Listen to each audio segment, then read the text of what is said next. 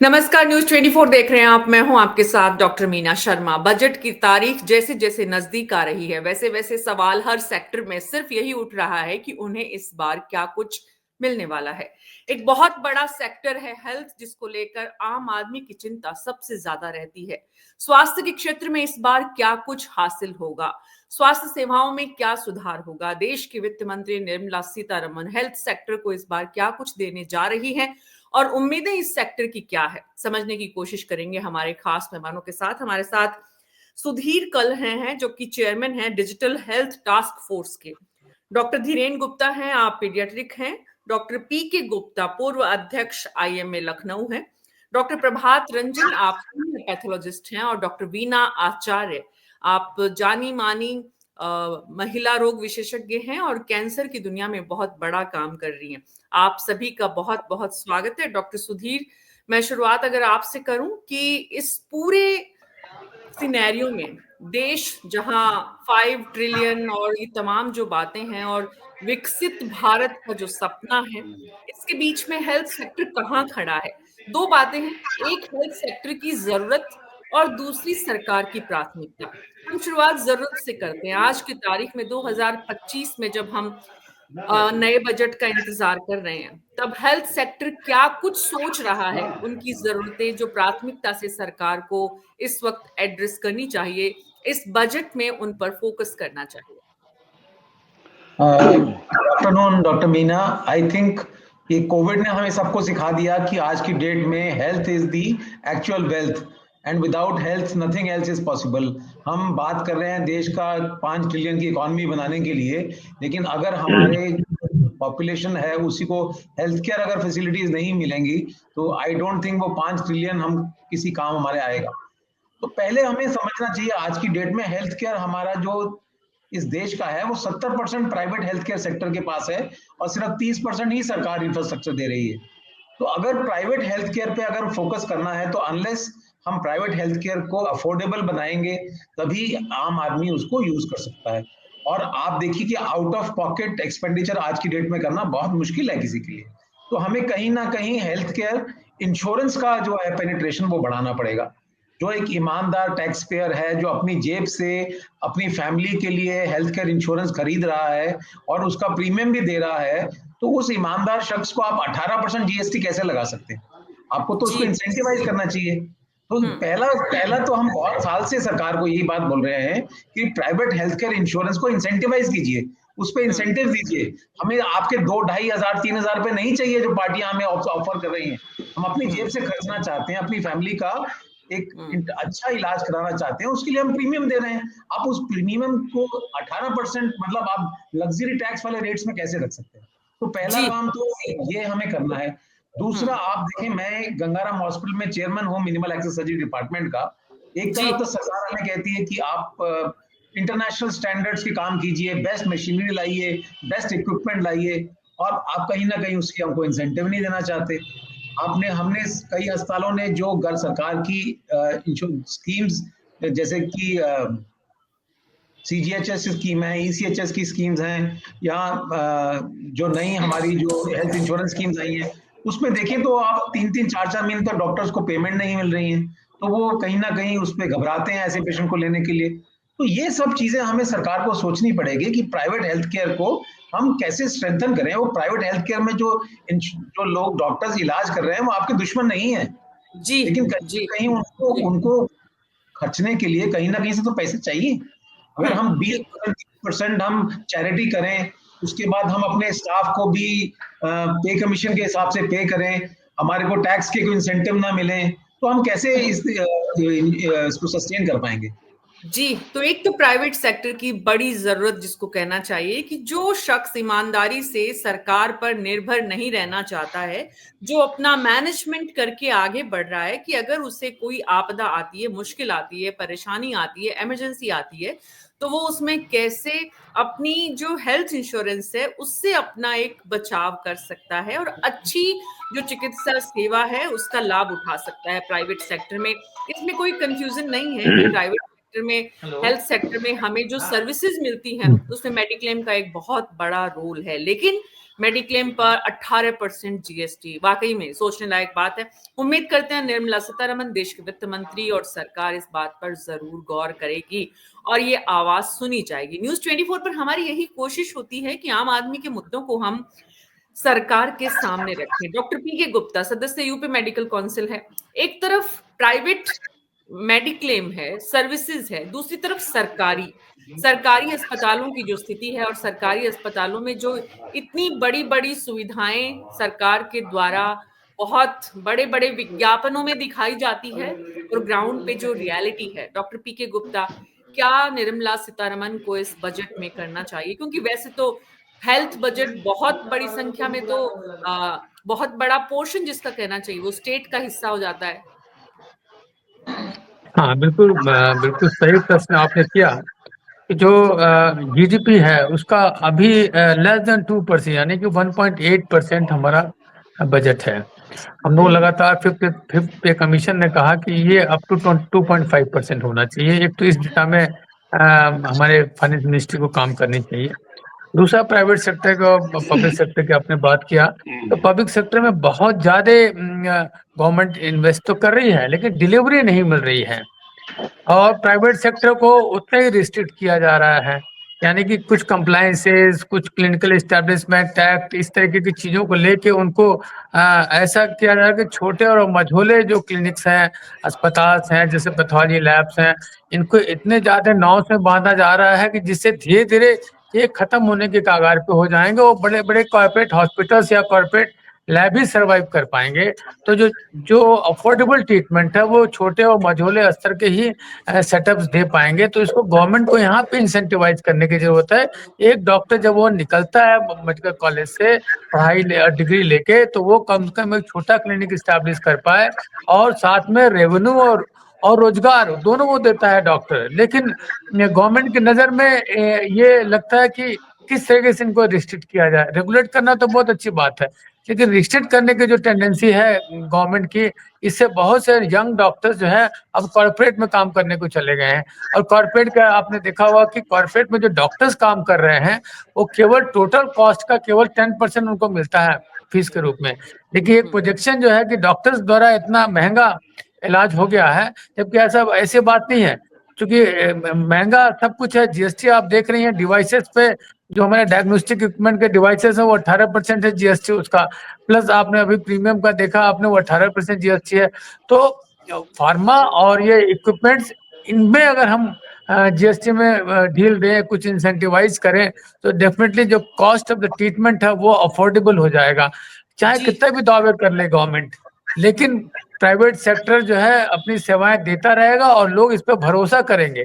अफसोस की बात है कि इस प्राइवेट सेक्टर जो हम रेवेन्यू देते हैं वही अल्टीमेटली गवर्नमेंट जो है दूसरे तरीके से हमारे पब्लिक सेक्टर में खर्च करती है।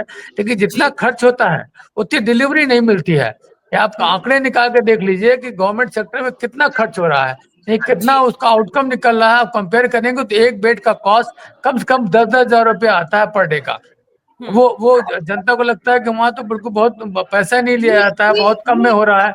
लेकिन अगर कैलकुलेट करेंगे तो बड़ा विषय है डॉक्टर पीके गुप्ता कि प्राइवेट सेक्टर के डॉक्टर जो हैं, हॉस्पिटल्स हैं, वो लोगों का खून चूस रहे हैं। इस तरह का एक नैरेटिव और परसेप्शन बना हुआ है।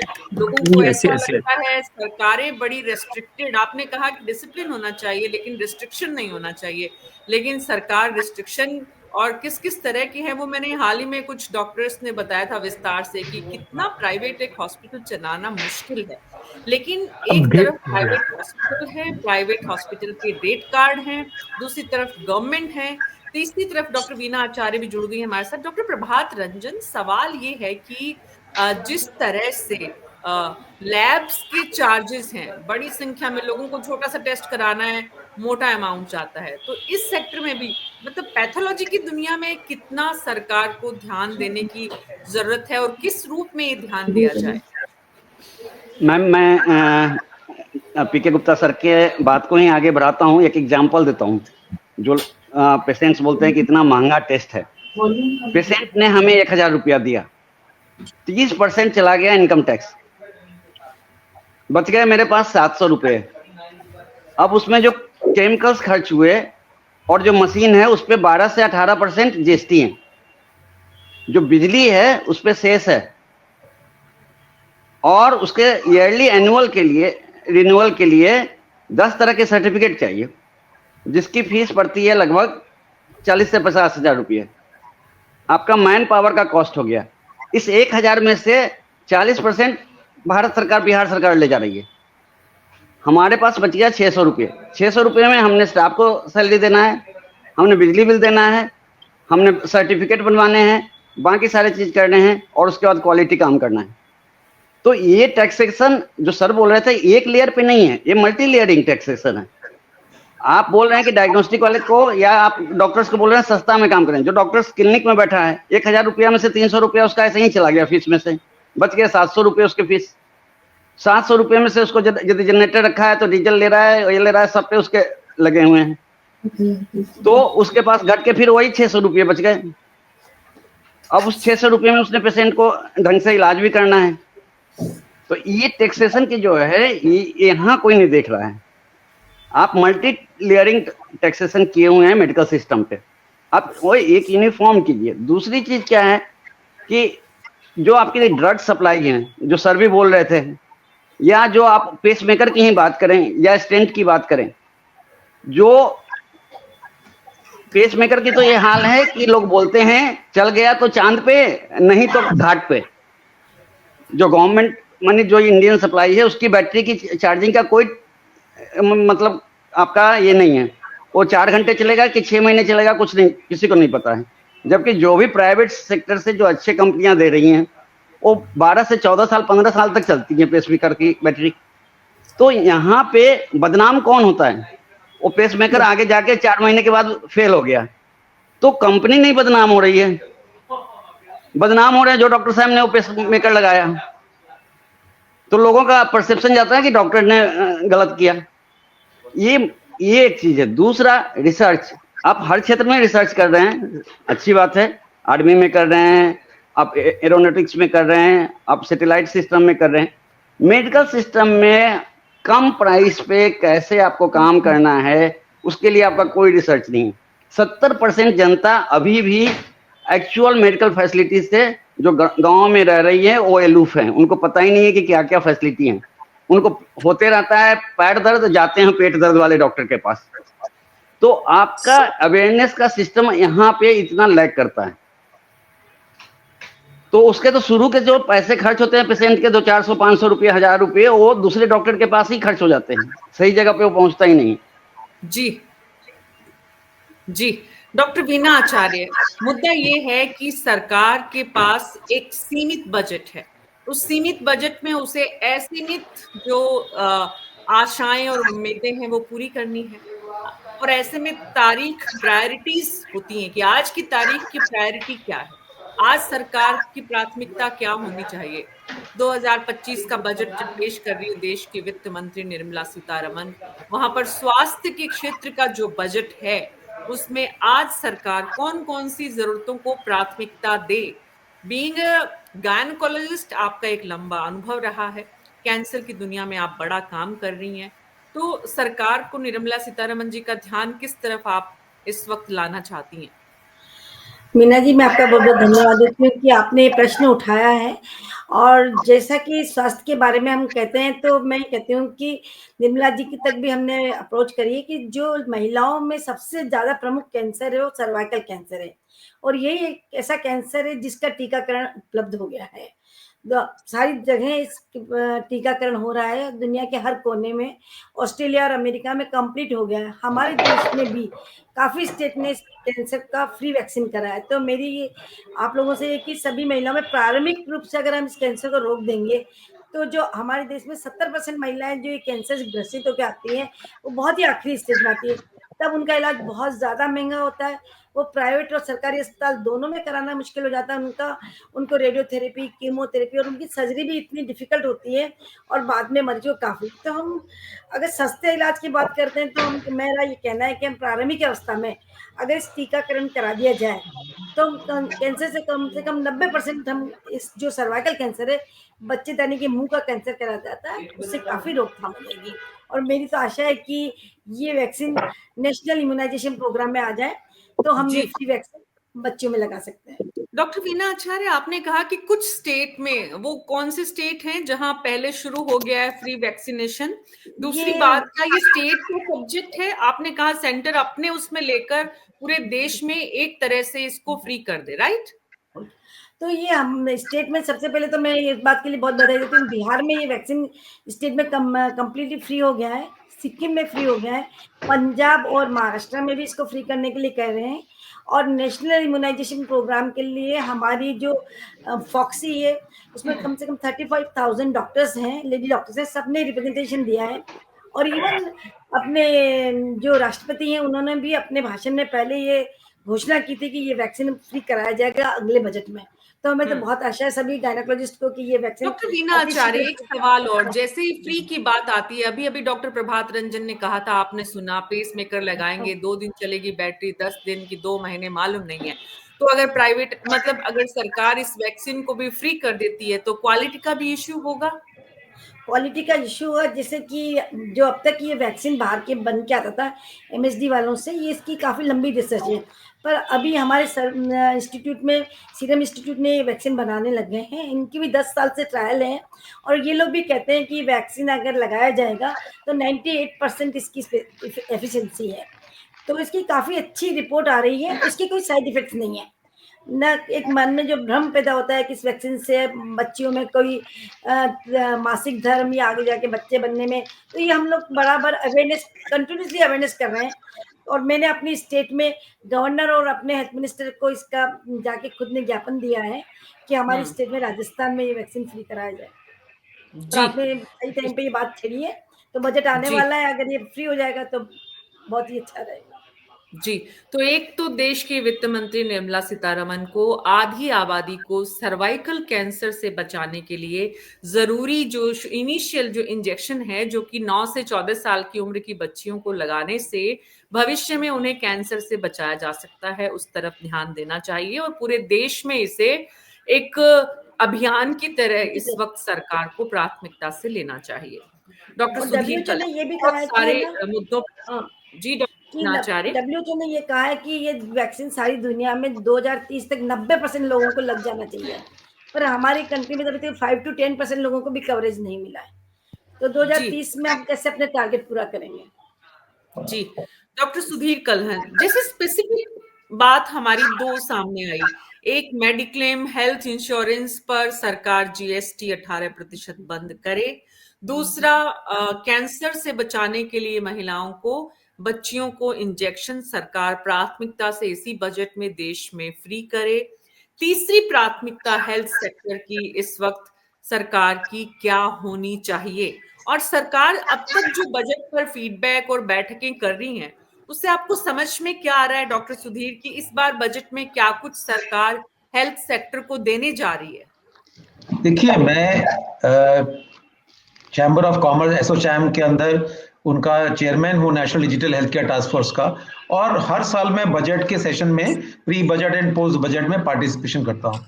आप देखेंगे एक अच्छी बात यह है कि सरकार ने कैपेक्स जो बोलते हैं, एक्सपेंडिचर जो बढ़ाया है, वो हर सेक्टर में बढ़ाया है। आप देखेंगे सड़कें बन रही हैं, मकान बन रहे हैं, बट अभी भी जो percentage of GDP expenditure on health है वो बहुत कम है। दूसरी चीज आप देखेंगे कि अगर हमने जब भारत इंडिपेंडेंट हुआ था तो हमारे को ये गोल था कि universal health, that means everybody in India should be given equal health. But आप देखेंगे रूरल और अर्बन इंडिया में जो डिस्पैरिटी है बहुत ज्यादा बढ़ गई है। एक तरफ शहरों के अंदर तो बहुत सारे अस्पताल बन गए हैं प्राइवेट सेक्टर में खासकर, और आप छोटे छोटे गांव में चले जाइए, दिल्ली से 100 किलोमीटर दूर चले जाइए तो देखेंगे कि ऐसे टर्शरी केयर हॉस्पिटल है ही नहीं। तो कहीं ना कहीं जो प्राइमरी हेल्थ केयर सेंटर बना हुआ था उसमें आपने कोविड में हमने देखा कि इवन टैबलेट क्रोसिन तक अवेलेबल नहीं, बेसिक फैसिलिटीज अवेलेबल। तो क्या होता है कि हर आदमी को भागना पड़ता है शहर में, और अगर कोई छोटी सी बीमारी के लिए शहर भागेगा तो अननेसेसरी उसकी कॉस्ट ऑफ ट्रीटमेंट बढ़ रही है। तो कहीं ना कहीं हमारा हेल्थ केयर सिस्टम का रीवैम्पिंग इज रिक्वायर्ड। आपको प्राइमरी हेल्थ केयर सेक्शन को फोर्टिफाई करना पड़ेगा, कोशिश करनी पड़ेगी कि प्राइमरी हेल्थ केयर के लिए किसी को भी बड़े शहर ना आना पड़े। बड़े शहर में जो आता है उसको कॉस्ट ऑफ ट्रीटमेंट कैसे कम की जाए, पब्लिक हेल्थ केयर इंफ्रास्ट्रक्चर पे स्पेंडिंग करके। आप देखिए दिल्ली जैसे शहर में आप पिछले कितने सालों में, 30 साल में वही 5-6 अस्पताल हैं सरकारी जो बने हैं, कोई 5-10 अस्पताल और तो नहीं बने प्रेस। अब प्राइवेट में देखेंगे तो कम से कम 50 अस्पताल और बन गए हैं। तो अगर सबको प्राइवेट हॉस्पिटल में जाना पड़ेगा तो कहाँ से एक्सपेंडिचर करेंगे? सरकार कहती है 2,000 रुपए ले लो, 3,000 रुपए ले लो। आजकल इलेक्शन के टाइम पे आप देख रहे हैं हर आदमी स्कीम दे रहा है, उससे काम नहीं होगा। यहाँ तो आप सरकारी जो स्कीम्स हैं उनको अफोर्डेबल, कम से कम रीजनेबल कॉस्ट आप दीजिए प्राइवेट सेक्टर को, ताकि उस जो आपको सीजीएचएस ईसीएचएस के रेट सरकार दे रही है सस्टेनेबल तो होने चाहिए, और कम से कम उसकी पेमेंट तो 30, 40, 50, 60 दिन के अंदर डॉक्टर्स को, पेशेंट्स को मिल जाए, नहीं तो फिर आगे से वो लोग नहीं लेंगे। तो कहीं ना कहीं हमें बैठ के सोचना पड़ेगा कि एक हम पब्लिक सेक्टर को हमें फोर्टिफाई करना पड़ेगा, अफोर्डेबल करना पड़ेगा प्राइवेट सेक्टर को, प्राइवेट सेक्टर के साथ बैठ के गुफ्तगू करके पता करना पड़ेगा कि उनको क्या प्रॉब्लम्स हैं। प्राइवेट हेल्थ सेक्टर के बिना हम सर्वाइव नहीं कर सकते। तो कहीं ना कहीं प्राइवेट हेल्थ सेक्टर के आपकी प्रॉब्लम को सुनना पड़ेगा, समझना पड़ेगा, और जैसे स्मॉल और मीडियम नर्सिंग होम्स हैं उनको आप कहीं ना कहीं, मैं I am also part of the advisor for NABH, हम ये कहते हैं कि अगर आप बहुत ज्यादा रेगुलेटरी उनको काम बताओगे तो उनकी कॉस्ट ऑफ ट्रीटमेंट बढ़ जाएगी, जब कॉस्ट ऑफ ट्रीटमेंट बन जाएगी तो अनअफोर्डेबल हो जाएंगे। तो कहीं ना कहीं small and medium nursing homes की प्रॉब्लम्स को भी आपको समझना पड़ेगा और देखना पड़ेगा कि हर आदमी एक बड़े कॉर्पोरेट हॉस्पिटल में ना आए। बड़े कॉर्पोरेट हॉस्पिटल में आएगा तो कॉस्ट ऑफ उसकी बहुत ज्यादा बढ़ जाएगी। जी तो ये सारी बातें हम बहुत बार डिस्कशन कर चुके हैं कि आप देखिए आज की डेट में आप देखेंगे पिछले एक दशक के अंदर इंडिया में सबसे ज्यादा काम कमाया है आईटी सेक्टर के अंदर, है ना। तो आईटी सेक्टर आप देखें इंडिया के अंदर। दूसरा सेक्टर जहां पे लोग बहुत हिंदुस्तानी लोगों को चाहते हैं वो है मेडिकल सेक्टर। आप देखिए हर दुनिया के अंदर अमेरिका, इंग्लैंड, जर्मनी बहुत सारे डॉक्टर्स है। तो कहीं ना कहीं अगर हम मेडिकल टूरिज्म को प्रमोट करें तो बहुत लोग हिंदुस्तान में आके इलाज करने को तैयार हैं, और कहीं ना कहीं मेडिकल टूरिज्म को हम इंसेंटिवाइज नहीं कर रहे हैं। वो एक बहुत बड़ी जॉब अपॉर्चुनिटी बन सकती है मेडिकल टूरिज्म। आप देखिए एक हॉस्पिटल है वो कितने लोगों को देता है जॉब, रोजगार, रेवेन्यू, रोजगार, स्टाफ है आपका, एम्प्लॉयमेंट की बात, ठीक है ठीक है। डॉक्टर पीके गुप्ता, डॉक्टर सुधीर ने जिस तरह से एक तो ग्रास रूट मतलब रूरल जो हेल्थ है वो भी एक बहुत इम्पॉर्टेंट सेक्टर है जिसको एड्रेस करने की जरूरत है, क्योंकि हमारे यहाँ पर दूर दराज के क्षेत्रों में मेडिकल सुविधाएं बिल्कुल ना के बराबर हैं। दूसरी जो शहरी मेडिकल फैसिलिटीज हैं उनमें भी इजाफा सरकार के स्तर पे जो है सालों सालों से जो अस्पताल सरकारों के बने हुए हैं वही चल रहे हैं, जैसा कि दिल्ली का उदाहरण दिया, लेकिन देश के बाकी हिस्सों में भी लगभग हम वैसी ही तस्वीर देखते हैं जो डॉक्टर सुधीर ने बताई है। डॉक्टर पीके गुप्ता, ग्रास रूट पर हालांकि ये सवाल मेरा डॉक्टर सुधीर से बनता है क्योंकि डिजिटल जो चेयरमैन है वो डिजिटल हेल्थ टास्क फोर्स के, लेकिन जो बात उन्होंने कही है इतनी, उसको मैं आपके साथ डॉक्टर पीके गुप्ता आगे बढ़ाती हूँ कि अगर हम स्टेट वाइज, क्योंकि आप जो है वो यूपी मेडिकल काउंसिल से जुड़े हैं, वैसे ही हम पूरे अलग अलग स्टेट की मेडिकल काउंसिल को देखें तो क्या कभी आप लोग सोचते हैं कि सेंटर के साथ बैठकर एक बात ये भी हो कि कैसे डिजिटल मेडिकल का जो एक कॉन्सेप्ट है उसे डेवलप किया जाए और उसमें दूसरे सेक्टर्स को साथ में शामिल किया जाए? जैसे मान लीजिए रूरल एरियाज में हमने आंगनबाड़ी तक का जो कॉन्सेप्ट है वहां पर हम जो ग्राउंड में मेडिकल फैसिलिटीज को डिजिटली कैसे बढ़ा सकते हैं, इस पर भी सरकार को और ज्यादा ध्यान देने की जरूरत है। बिल्कुल बिल्कुल। इस दिशा में Ayushman Bharat digital mission ABDM इस सरकार का एक पायलट प्रोजेक्ट है और इसका अभी इम्प्लीमेंटेशन प्रॉपर नहीं हो पाया है। मैं चाहूँगा गवर्नमेंट इस पे फैसिलिटी मिलना एकदम अलग है। जी हाँ जी हाँ जी हाँ। तो ये डिजिटल मिशन कंसेप्ट वही है कि गांव-गांव में टेली मेडिसिन पहुंचे, टेली रेडियोलॉजी पहुंचे, टेली पैथोलॉजी पहुंचे। इस दिशा में काम तो हो रहा है, लेकिन इस पर बजट अभी एक्स्ट्रा देने की जरूरत है। मैं चाहूंगा कि फाइनेंस मिनिस्टर इस दिशा में भी सोचें। दूसरा, आयुष्मान योजना के तहत जो डॉक्टर जुड़े हुए हैं छोटे और मझोले, वहां पे अभी इम्प्लीमेंटेशन में इतनी प्रॉब्लम है कि उसमें मुझे लगता है कि बजट एक्स्ट्रा देने की जरूरत है जो क्रियान्वयन कर सके। अभी इम्प्लीमेंटेशन में इतने लैकुनास हैं कि लोग आयुष्मान भारत को अपने यहाँ एक्सेप्ट नहीं कर रहे हैं। कई डॉक्टर्स ने सर्विसेज दे दी हैं, पैसे उनके फंसे हुए हैं, अब वो नए केसेस को ले नहीं रहे हैं, पुराने पैसे फंसे हुए क्यों? आफ्टर सर्विस देने के बाद ये जब डिजिटल युग चल रहा है तो उसका पैसा टाइम से आना चाहिए, पैसा नहीं आ रहा है। डायग्नोस्टिक उन्होंने ऐड नहीं किया है आयुष्मान भारत में। और दूसरी बात, जो छोटे और मझोले स्तर के क्लिनिक्स हैं, हॉस्पिटल्स हैं, उन्होंने कहा कि नहीं, हम आयुष्मान में आपको पैनल नहीं करेंगे। क्यों? आपको 100 बेड का चाहिए। तो 100 बेड वाले अस्पताल ही अगर आयुष्मान में पैनल होंगे तो छोटे और मझोले जो इस्टेब्लिशमेंट है, क्लिनिक्स हैं, वो कैसे सरवाइव करेंगे? नए डॉक्टर्स जो है वहां पे कैसे अपने आप को इस्टेब्लिश कर पाएंगे? इस हिसाब में कहीं ना कहीं एडमिनिस्ट्रेटिव लैकिंग है, लेकिन एडमिनिस्ट्रेटिव लैकिंग को भी दूर कर सकती है गवर्नमेंट अगर वो फंड अलॉट कर दे और प्राइवेट पब्लिक प्राइवेट पार्टनरशिप का एक जो कंसेप्ट है उसमें सर्विस प्रोवाइडर लेके आए। बहुत अच्छे अच्छे IT प्रोफेशनल्स हैं, नॉट अथॉरिटी, सर्विस प्रोवाइडर लेके आए तो वो बताया कि किस तरीके से हम गांव-गांव में जो है डिजिटल को हम प्रमोट कर सकते हैं, कोई उनकी जो समस्याएं हैं उनको दूर कर सकते हैं, और उसके लिए फंड अलॉट होना चाहिए और उस फंड को प्रॉपर्ली यूटिलाइज करने के लिए सर्विस प्रोवाइडर्स हों। इस दिशा में मुझे लगता है कि सरकार को सोचना चाहिए और इस बजट में कुछ इस दिशा में फंड जो है जरूर अलॉट होगा।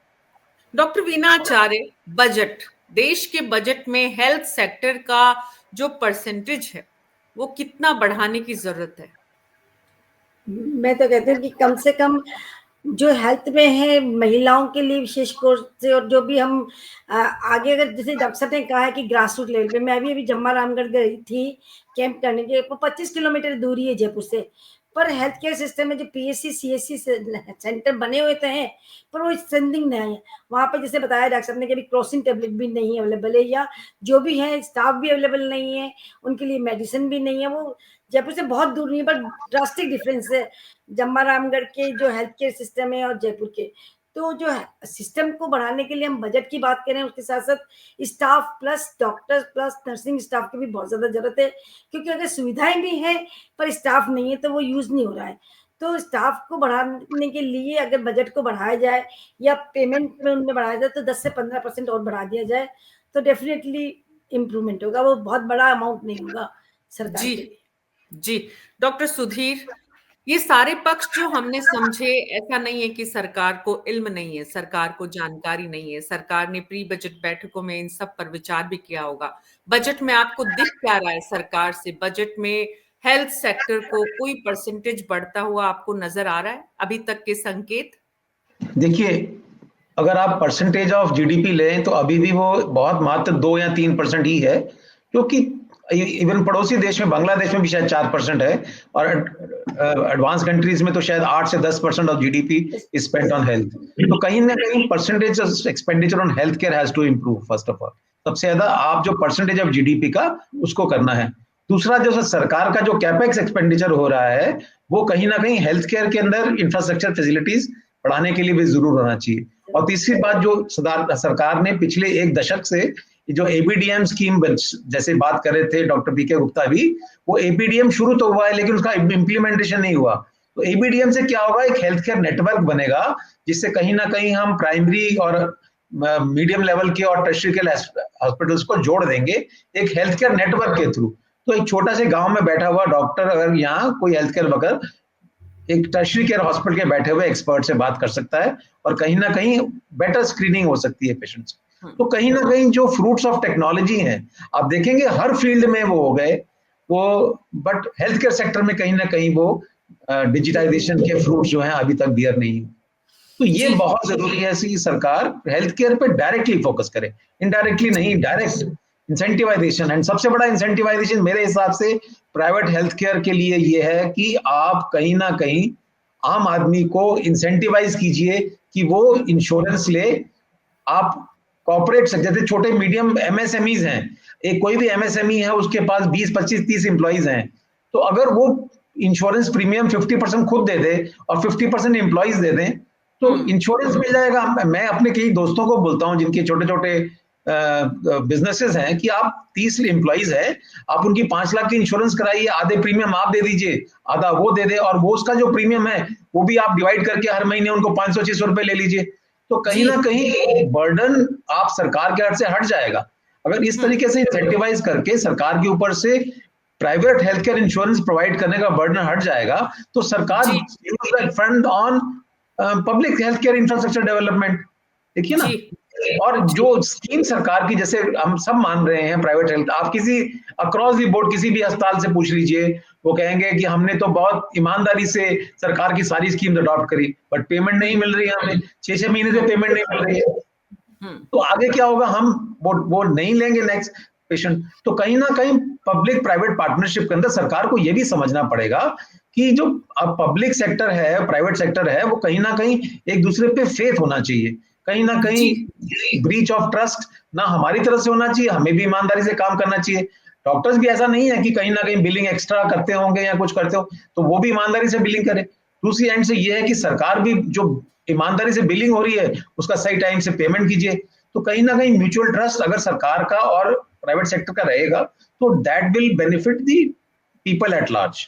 That is very important. बहुत बहुत शुक्रिया में शामिल होने के लिए। कुल मिलाकर जो बात समझ में आ रही है वो ये कि हेल्थ सेक्टर पर सबसे पहले सरकार को बजट अपना बढ़ाने की जरूरत है। बांग्लादेश जैसे देश का बजट भी अगर हेल्थ पर हिंदुस्तान से ज्यादा है जीडीपी का रेशियो में अगर देखा जाए, तो ये वाकई में बहुत विचारणीय प्रश्न है। उम्मीद करते हैं देश की वित्त मंत्री निर्मला सीतारमण बतौर महिला भी इस बात को और बेहतर ढंग से समझेगी। बाकी प्राथमिकताओं के लिहाज से जितनी चर्चा में डॉक्टर्स ने बातें रखी हैं, वो जरूर सरकार ध्यान दे उन पर और आम आदमी को मेडिकल सेक्टर में राहत मिले। इसी विश्वास के साथ हम बजट पर अलग अलग सेक्टर वाइज चर्चाएं जारी रखेंगे। न्यूज़ 24 पर अभी मेरे साथ इतना ही। नमस्कार।